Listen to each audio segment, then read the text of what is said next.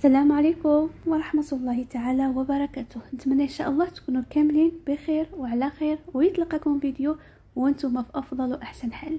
فيديو اليوم غادي نشارك معكم كيكة يومية بطريقة سهلة مبسطة، وتابعوا معايا الفيديو حتى الاخر. قبل ما نبداو الفيديو ديالنا نصليو على سيدنا محمد، اللهم صل وسلم وبارك على سيدنا محمد وعلى اله وصحبه اجمعين. كما كتلاحظوا معايا كتجي كيكه اسفنجيه، كتجي زوينه بزاف، والطريقه طبعا سهله ومبسطه. تابعوا معايا الفيديو. بالنسبه للمكونات غادي نحتاج 4 بيضات بحجم كبير، الا كنتو درتو هكا بيضات صغارين ديروا 5. فغادي نحتاج كاس نتاع السكر. بالنسبه للقياس راني كتبت لكم في الاول، تقدروا تاخذوا السكرين باش يبقاو عندكم المقادير مكتوبين. كنضيف 125 غرام سنيده. وبالنسبه للقشور تاع البرتقال كناخذ واحد الملعقه كبيره.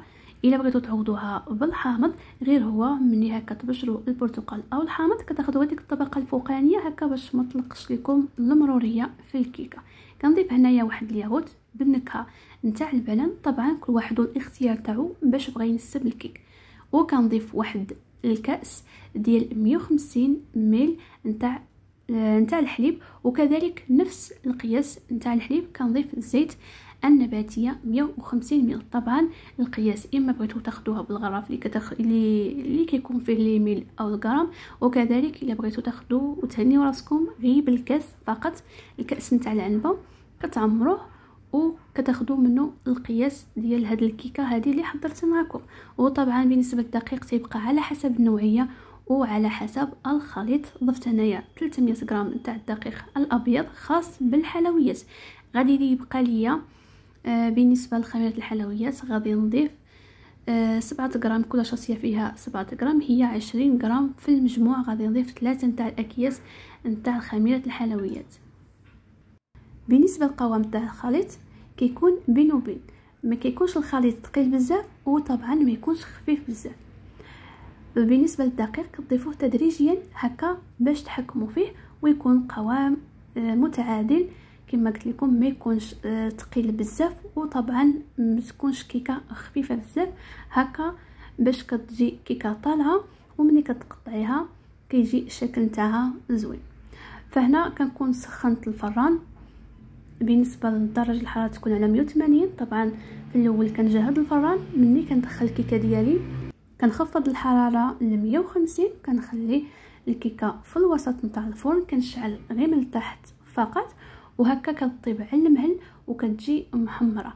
وبالنسبه للتزيين كيبقى اختياري. هنا خديت بعض الحبوب نتاع الشوكولاته وكذلك شويه تاع الزبيب، وكناخذ هكا الحبوب نتاع الكركاع كنقسمهم هكا غير بيديا، وكيبقى تزيين بسيط. وصراحه كتجي كيكه لذيذه بزاف، كتجي زوينه هكا للكوتي وحتى للفطور. بالنسبه للاحتفاظ نتاعها خذي البوطه تكون محكمه الاغلاق هكا باش كتحافظ عليها مزيان وتبقى لك لمده اسبوع او 5 أو 6 ايام. اما الثلاجه فصراحه ما كنصحش بها، فكتنشف الكيكه.